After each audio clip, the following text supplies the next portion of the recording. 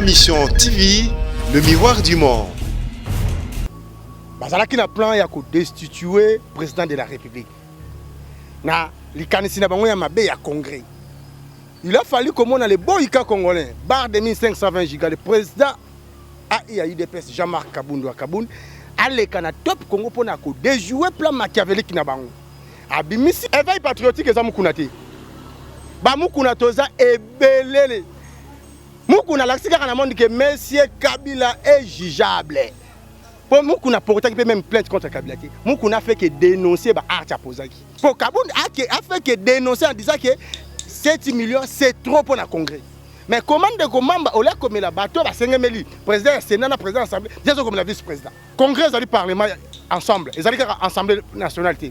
Pourquoi pas réserver copie na Sénat? Pour faire les 7 millions congrès a organisé dans les deux chambres. Kabound a dit congrès ils ont coûté 7 millions. Yo maman va dire qu'on s'attaque à Kabound. Yo de combien la bateau va organiser congrès tout na bango comment congrès oyo osala ba R à Pamba écoutez 7 millions ndeko Jacques Mambaza MLC bino tiko bozo s'attaquer na FCC pona ni tozo ko attaquer na FCC pona réunion oyo salamaki avant de quoi banda ko to passer na nous message par président de la République et kaka 5 jours 6e jour après ba bengisié accusation de comme kunezali nini a violé papa ko violer zali na li falancer to bango na lingala ezali nini kozwa mwasi na makasi to boni video mutu azo filmer ezali nde mwasi akayebisaka bino boko nanger atiaka na monoko te boko nanger po eza choix ya peuple congolais Tshisekedi ata aboyi ba nanger biso base toko nangise bango nango il faut pas comparer dossier ya mukuna na Kamere. Kamere il a fallu 4 personnes ba citer comme on a et ezwa 4 mois pour ba bengisa ye mais mukuna mutu moko a cité et 4 jours après ba yokanga. Ma mission TV, le miroir du monde. Bonjour, bonsoir, mesdames et messieurs. Bino Bao Bolandara Biso Bipa Nyonso Congo Lokito, il y a ma mission télévision, Toza Wanaba Jiski, Tozotambola Raka, Ndenge Tolobaki. Sujet où ils ont actualité mikolo, tous au côté on balama, Totambola des communes en commune. Na minute où Toza na commune ya Lemba, Toza na commune à Lemba, Toza na bande ko belé batondia wa. Tout ça la émission pour na kolobela actualité sans plus tarder à ma mission to la raté actualité en temps réel. Bonjour Ndeko. Bonjour papa Nangaï, je me présente, c'est @Mukuna le parjouri à combattant de la rue, membre de IDPS parti au pouvoir. Mukuna national yeyo. C'est bon ndenge bozomona to zana petit peuple basé belé à batondi to zumoko après yepé batum susu baroya. Papa, tozolobela bino bolobi bato IDPS. Qu'est-ce qui se passe na parti na bino ba continue pour ba démission pour na ya ko destituer président na bino intérimaire na minute ba impression na bino zani par rapport ba. Merci papa. Problème c'est quoi? FCC bato to na bango na allié à gouvernement. Bazalaki na plan ya ko destituer président de la République. Na likanisi na bango ya mabe ya congrès.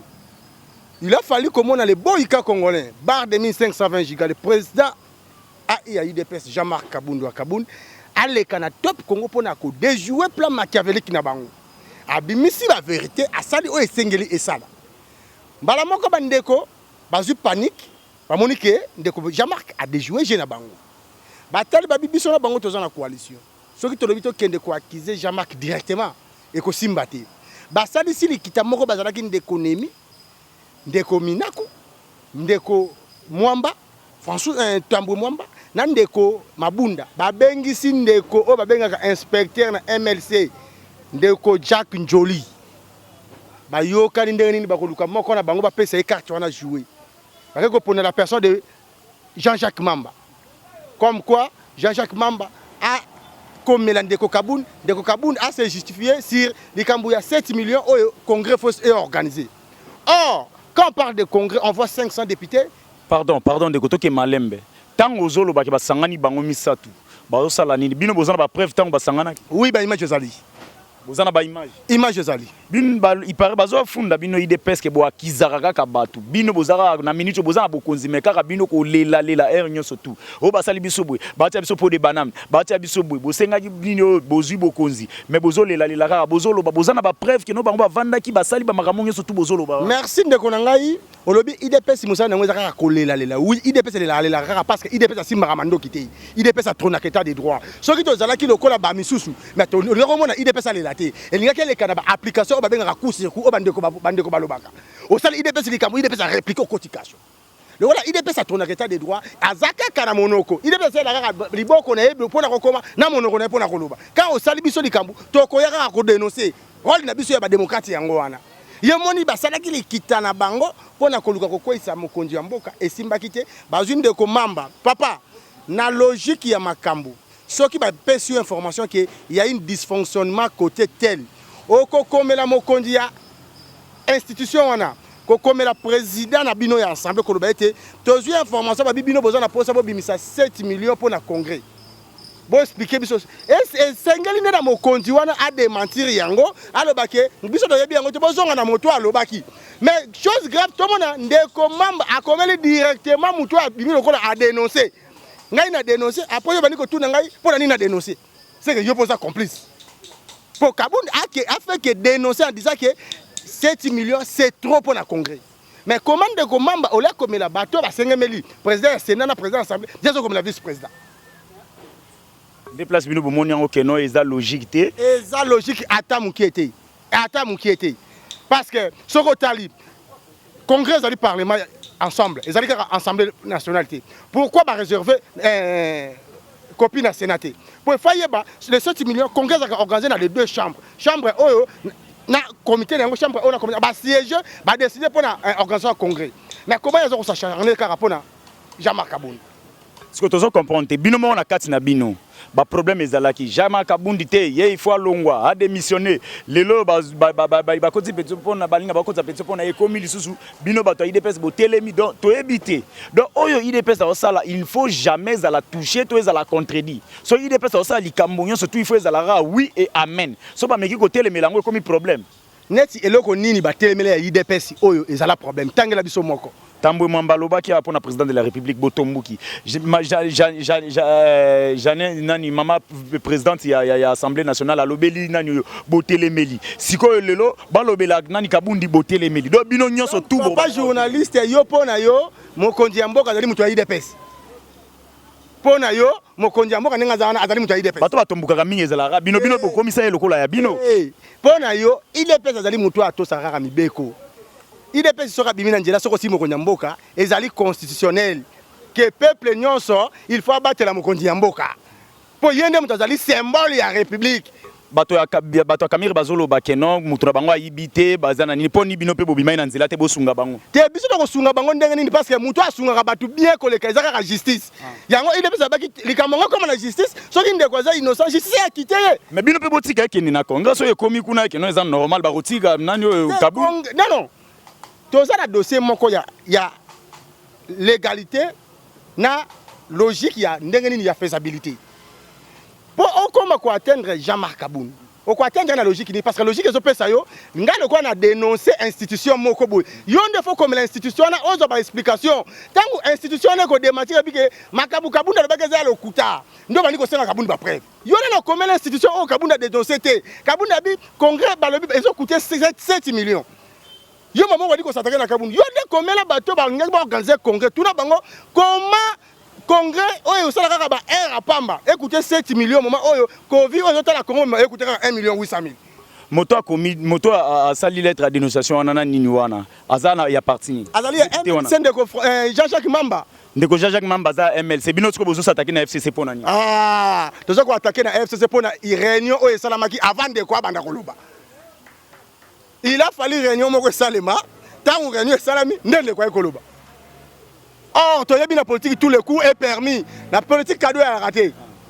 siko baninga babeta ya bango bino bolela ni bino pe bobeta biso to l'élite biso to dénoncer bo biso to beta biso za ba démocrate un démocrate na tizaka ba biceps te un démocrate sa dénosaka et akendaka na droit yango na droit to lobi ete ndeko mamba ko akize kabundi te ndeko mamba fa akize na no chambre haute na chambre basse ko loba ete bino nde mutu ba akize bolobi bo saka na 7 millions boyebisa biso pourquoi dépense ya makasi bongo soki bango ba wangani nde ndeko mamba azongela ndeko kabundi ayebisa ke ba accusation na yo chambre bibale ba wangani ale ndeko kabunda ko bisa ba preuve na moment wana sikoyo bokomi kopesa lamuka a raison papa quand on met ma soleil à république tika na république tozaka na république lamuka azali banda république bayebisaki bino ke non alliance na bino eza ya mabe bino boboyaki bolobaki ke non alliance na bino eza ya bien eza pona mboka ekende liboso sikoyo bino na bino bokomi kopotana voilà yango na soso tozo mettre soleil à république tika république parce que alliance ya IDPS na ya cash na FCC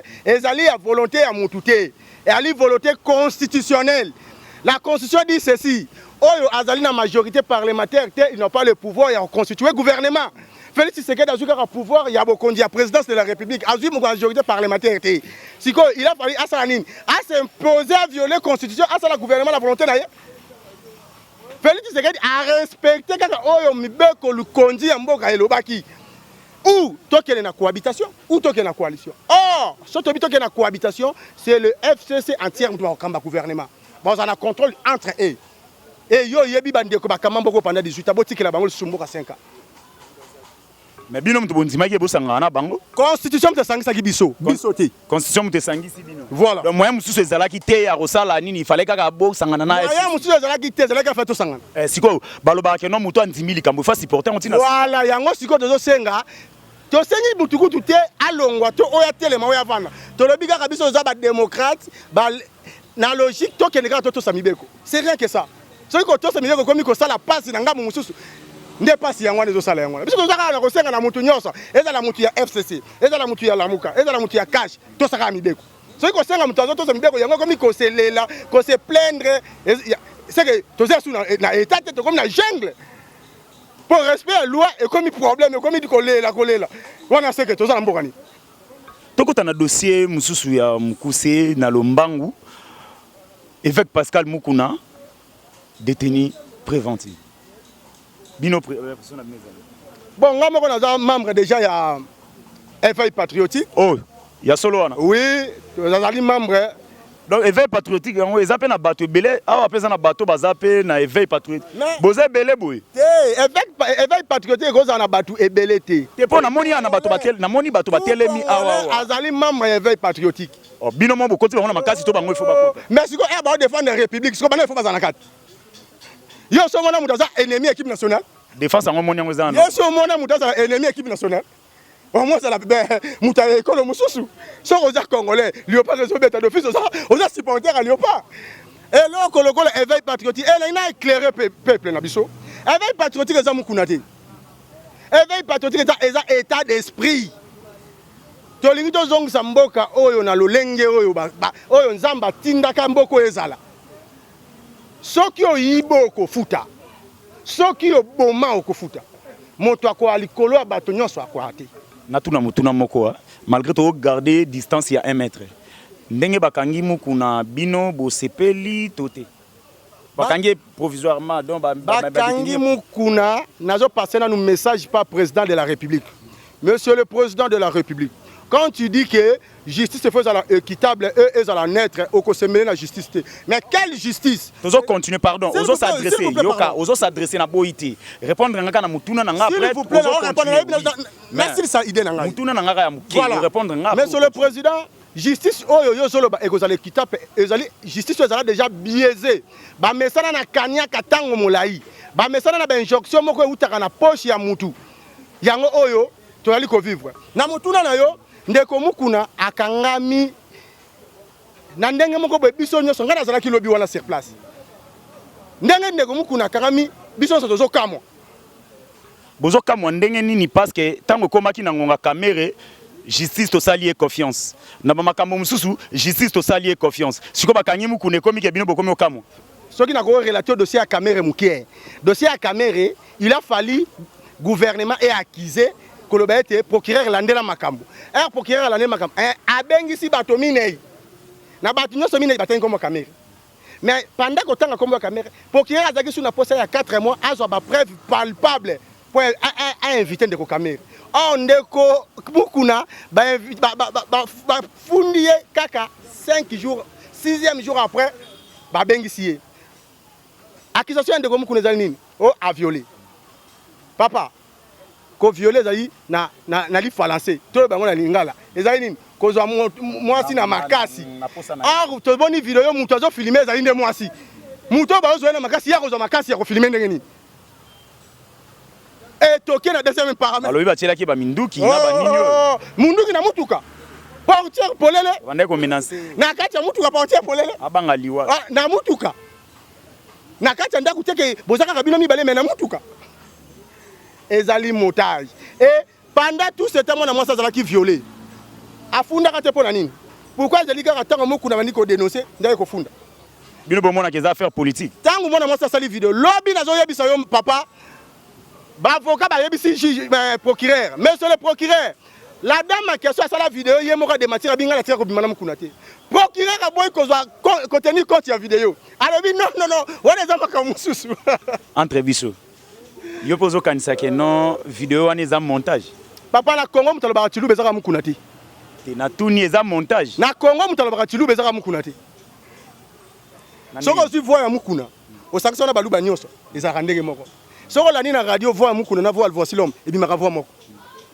etango procureur azoloba oyo ezali voix na yo tokomi ti 18h48 mokuna azalaki à l'aise il a fallu tomona juge avocat magistrat moko atelemi ake quelque part aye après tokaka oh non on doit vérifier mutuka na ye ba vérifier mutuka comme on non moni par rapport à temps moyo zonga ezate il faut là moyo bokene dini makala ezate il faut là bana Congo bana poto bozolanda biso bipai nyonso tout comme na suka mutuna ya suka état de droit bandi ouais état de droit et bandi vraiment mais pas mukune longwe état de droit nikoloba nini bazuzi bazala pe sembo kasi soki bandi bango bazali sous sembo te seke ezate état de droit ezaka pa zuzi te état de droit eza pa na biso nyonso seke zuzi ndenge azana akoki kobundisa pe état de droit bao bakangai caméra babundisa te bao ya caméra aza déjà na dossier ouvert il a fallu abanda pa procureur po akoma na maboko ya bazuzi mukuna azala na maboko kaka ya zuzi na dossier ya 4 jours cela veut dire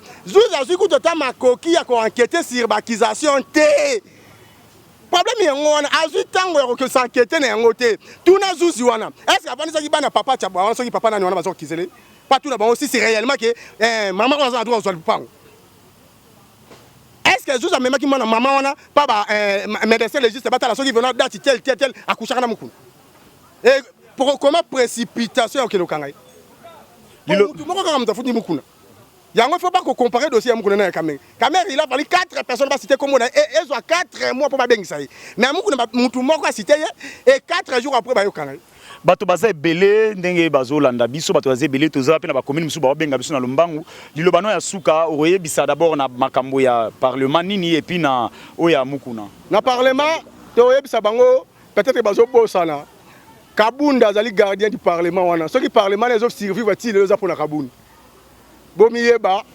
ayebisaka bino bokonange atiaka na monoko te bokonange mpo eza choix ya peuple congolais Tshisekedi ata aboyi banange biso base tokonangise bango na nko mpona concernant makambo éveil patriotique eza mokuna te bamokuna toza ebelele mokuna alakisi kaka na monde ke monsieur Kabila est jugeable mpo mokuna portaki mpe même plainte contre Kabila te mokuna fait que dénoncer baarte apozaki alakisi na bato ete mboka oyo bana mboka bokoki kopatela yango même ata Félix ntango andosala mabe kaka biso de photo tozela mundele te oyebisa baautorité nini baautorité ya mboka ba revoir décision ya bajuge wana parce que ezalaki sentimental jamais juge akokotya moto na quartier mpo aire epusani ça ne se fait pas tozalaki na possibilité tokende yango ti 23h mais akati procès o aire epusani mpe azwi décision ala esena na parquet atineli makala oyo na ntongo botala makambo wana bien mokonzi ya mboka keba bakobluka batia bapo de banane sur état de droit po tomoni babengisa mutu ya Jefrem ti lelo totikala komona batindi 4 invitations aya te mandat d'amener liboso aye te mandat d'amener mibale ti lelo kaka pa bato bazosambisi mukuna lelo kaka bango mpe babengisaki ti lelo moto aoje femme aye te. Merci beaucoup. Nous gloire Bosobe autrement dit Bosobal na kati ya ma mission télévision chez Nabino Ezolanda Mabisika surtout. Je crois que non tous ceux qui ont tous les bandés comme et puis tous ceux qui sont dans la commune pour recevoir des informations puis côté Sabino en temps réel. Je vous laisse. Ciao. Comment numéro ezawana abonné, vous abonner belé numéro ezawana comment yebisa biso commune auto comme lisusu pour recevoir réaction na nous ozana posa koloba ozana commune moko ke no zangi mbongo kota Gombe ozangi mbongo ya kopesa biso poto ya mona ba chaîne na télévision ma mission télévision au Congo le Quito yango avec gloire Bosobe autrement dit Bosobal comment wana to ya ti place ozali pe to kopesa maloba totiki bino ciao. Ma mission TV, le miroir du monde.